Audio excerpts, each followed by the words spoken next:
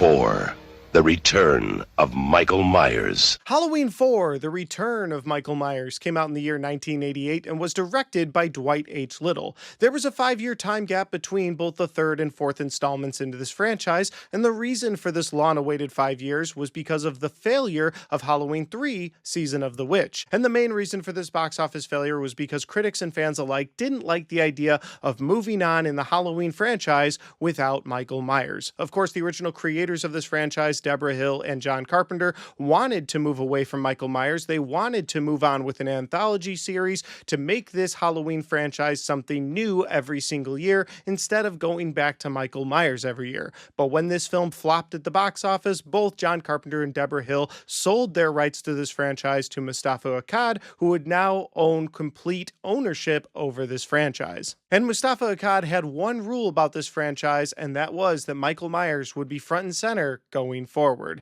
And so writer Dennis Etchison was hired to write the script for Halloween 4, but when he turned it in, Mustafa Akkad said that the script was too cerebral. There's a lot of rumors and stories online of what that original script was, and what I was able to figure out was that they wanted to focus on some of the kids from the original first 2 Halloween films. Maybe now they were teenagers, and Michael Myers was more of an idea or the embodiment of evil, but he wasn't in human form. And again, Mustafa Akkad wasn't looking for that. He was looking for Michael Myers in the flesh to do some slashing. And so with that in mind, writer Alan B. McEver was hired to write the script for Halloween 4, but there was a catch. He only had 11 days to write this script and turn it in before a writer's strike was going to hit. So even though there was a 5-year time gap between both of these films, the final script for Halloween 4, The Return of Michael Myers, was written in only 11 days. And I'm here to tell you, it shows. Let's do the review for Halloween 4, The Return of Michael Myers. Michael Myers is alive. What's the boogeyman?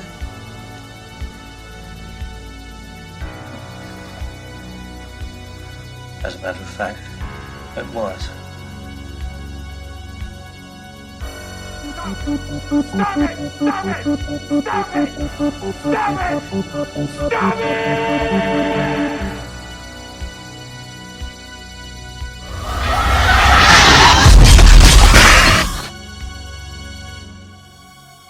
Trick or treat, motherfucker. So Halloween 4, The Return of Michael Myers, would indeed bring back the embodiment of pure evil in human flesh, Michael Myers, this time played by George P. Wilbur. The film would also bring back Donald Pleasance as Dr. Loomis, but it would not bring back Jamie Lee Curtis because at this point in her career, she wanted to move away from the horror genre. She wanted to keep acting, but she wanted to be known as something more than just a scream queen, so she moved away from the Halloween franchise altogether. And so because of this, the writers had to find a way to write off Laurie Strode's character while also continuing the idea that Michael is going to go after family. Family, family, family, family, family, family, family, family, family, family, family, family.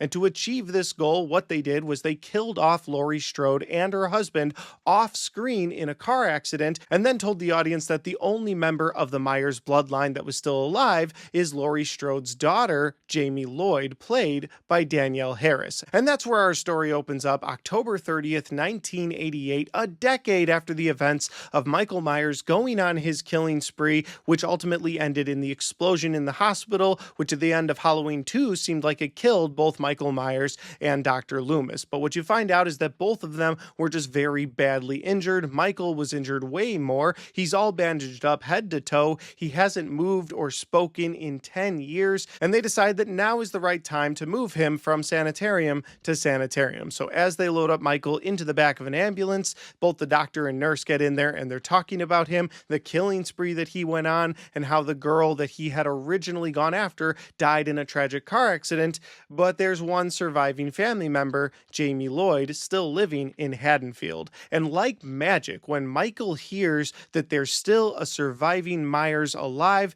he balls up his fists, he wakes up out of this slumber that he's been in, and immediately kills everybody in the ambulance. We're then transported to Haddonfield on the exact same night as Jamie Lloyd gets ready for bed the day before Halloween, and she starts to have visions of Michael Myers. Her foster parents calm her down, tell her that it's not real, the boogeyman doesn't exist, you have nothing to worry about, you're safe here. They figure she's just still having trauma from losing both of her parents. But as time progresses and as we get into Halloween itself, the visions of Michael Myers start to creep into Jamie Lloyd's brain more and more until the real Michael Myers makes his way to Haddonfield. And that is the best synopsis that I can give you for Halloween 4: The Return of Michael Myers. If you haven't seen this film, I would highly recommend that you check it out. I didn't realize it till I put it in to watch it last night, but I had never seen part 4 before, so it was a brand new watch for me, which was pretty exciting. As soon as the film started going, I was like, I don't think I've seen this movie.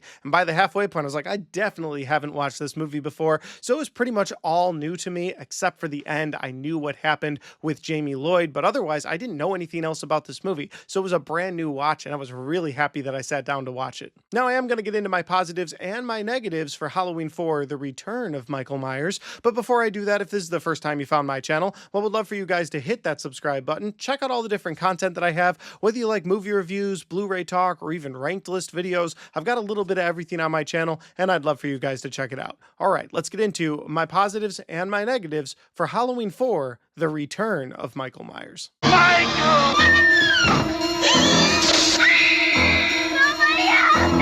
He's here to kill that little girl and anybody who gets in his way. My first positive for this movie is going to be the opening credit sequence for this film, especially being my first time watching it. This is one of the reasons I knew I hadn't seen the film when it started, because I was like, I've never seen these shots before. And if you've seen the movie, you know what I'm talking about. The opening credit sequence of this film are these still shots of the Midwest Haddonfield, and it's beautiful to look at. It captures the fall spookiness so damn well. I loved the opening credits of this film. Not to take anything away from the original 2 films, I loved the opening credits of those movies with the pumpkin, and that was clearly missing in this film. But since they were sort of soft rebooting this franchise with this film, I was okay with the difference in opening credits. And again, they were really gorgeous to look at. Again, captured that fall Midwest atmosphere so damn well. My next positive for this film is Michael coming back to Haddonfield and cutting the power to the entire town before he looks for his niece. And I thought that was such an intelligent move that made him a bit more frightening than the original 2 films.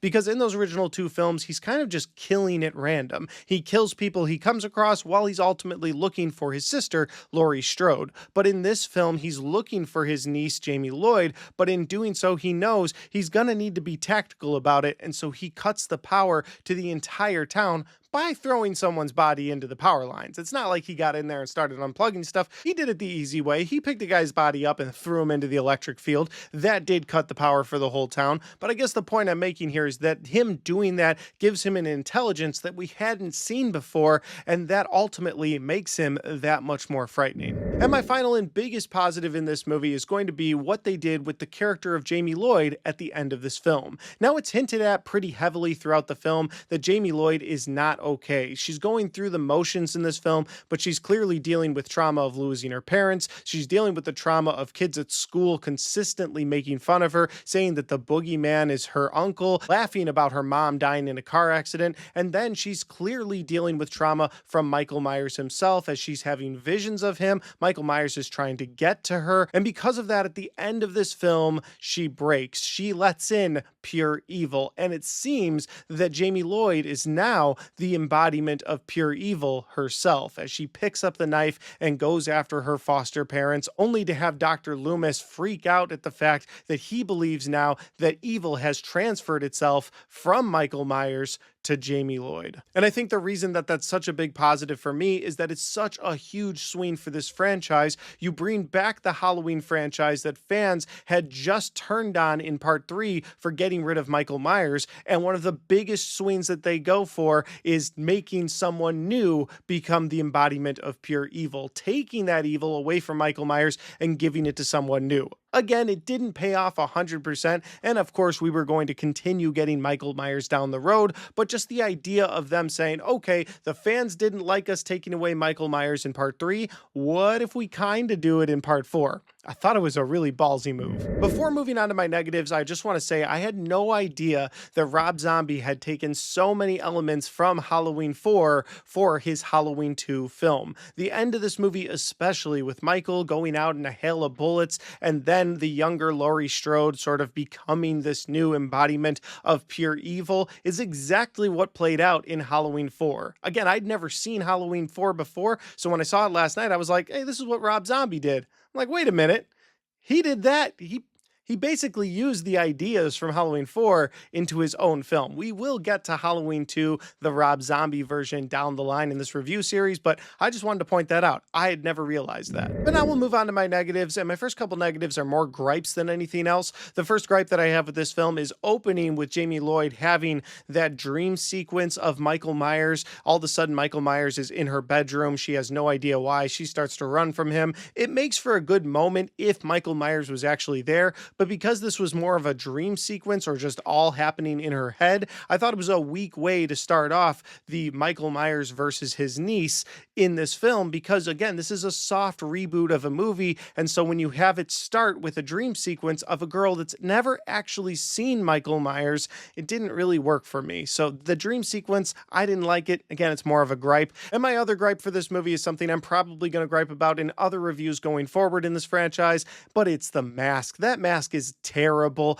It loses all of the features or the scariness of those original first two Halloween films. And while I thought the second film, the mask was weaker, it was still way better than this mask. I don't know where they picked up this dollar store mask, and they kind of write that away by Michael literally pulling it out of a Halloween mask store, but it was a terrible mask. Again, it's more of a gripe. I know that over the years the mask changes, and so sometimes it's really good, sometimes it's really bad, but in my opinion, the mask for Halloween 4 is really bad. Well, let's move on to my real negatives, and my first real negative for Halloween 4 is Dr. Loomis not doing anything new. He comes into this film just like he did in the previous entries in this franchise. He tells somebody Michael Myers should not be transferred, he should not be moved, we shouldn't do anything with him, only to find out that Michael Myers has escaped, and then he goes to Haddonfield to warn the police. They don't believe him at first, but then he gets them to believe him, so then he and the police go after Michael Myers. And so Loomis doesn't do anything we haven't seen him already do in the past. It does nothing for the movie to make it feel fresh. It's just Dr. Loomis coming in and doing the exact same thing he's done in two other movies. This guy is an absolute fraud as a doctor, in my opinion. And that leads directly into my next negative, which is that this film is kind of boring while also making Michael Myers just as one note as Dr. Loomis. Michael Myers wakes up after 10 years because he hears that he has a family member that's still alive in Haddonfield. He stops at a gas station to kill his way into his latest outfit, which is of course the jumpsuit of Michael Myers' choosing. He loves this damn thing. And then he goes into Haddonfield and kills anybody between him and his family member that he's trying to kill. And that's it. That's what Michael Myers does. Outside of the electricity moment where he cuts the electricity to the whole town, which again, I put in my positives. I thought it was something to make Michael feel more intelligent. But other than doing that, Michael Myers is just this killing machine that's going after family. And we've already seen that twice before. They just repackaged it and put it in the next film. And maybe that's what happens when you tell a writer, hey, you have 11 days to turn in a script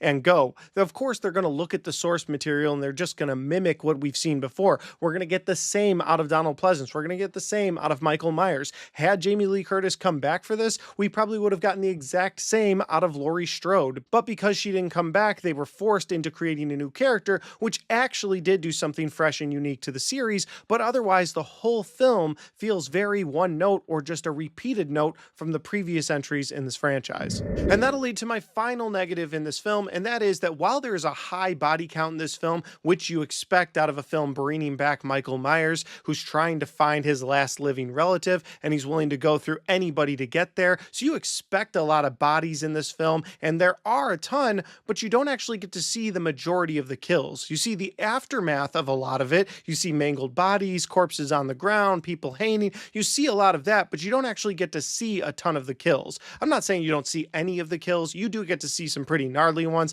like Michael ripping somebody's face completely off. Like, there are a few, but for a film bringing back Michael Myers, calling it The Return, you're like, all right, I'm going to see some people messed up in this film, but it seems to cut away from a lot of the gore, which is crazy because Mustafa Akkad specifically went away from the original script so that we could have a gory slasher. And again, I'm not saying there's no gore in this film, but they really cut away from a lot of it. For instance, at one point, Michael Myers is holding a shotgun, and I was like, oh, is my boy going to use a gun? And he uses it, but not in the traditional way. He shoves the gun into someone, and at that point you'd figure, ooh, I'll see some guts, but no, it just kind of cuts away from that, and I don't know why. I don't know if there was a rating thing. I know a lot of the Friday the 13th films ran into rating problems, and they had to cut a lot of the gore out, so I don't know if that's what happened to Halloween 4, but it was kind of disappointing to have this return of Michael Myers and then cut away from the majority of the kills. Overall, I think this film had some nice positives in it, and I loved the swing that they took,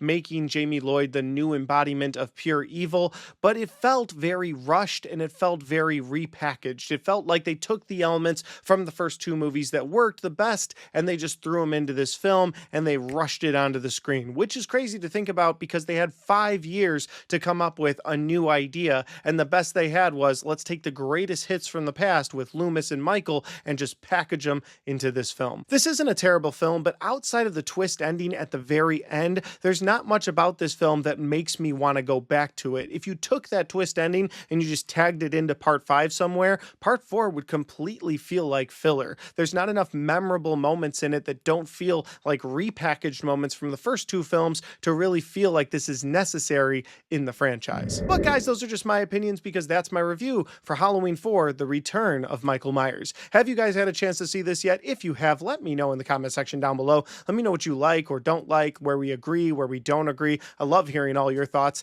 And finally, guys, if you like this video, don't forget to hit the like button because it helps the video, it helps the channel, and it helps me right here. Thanks for watching, and I'll see you next time.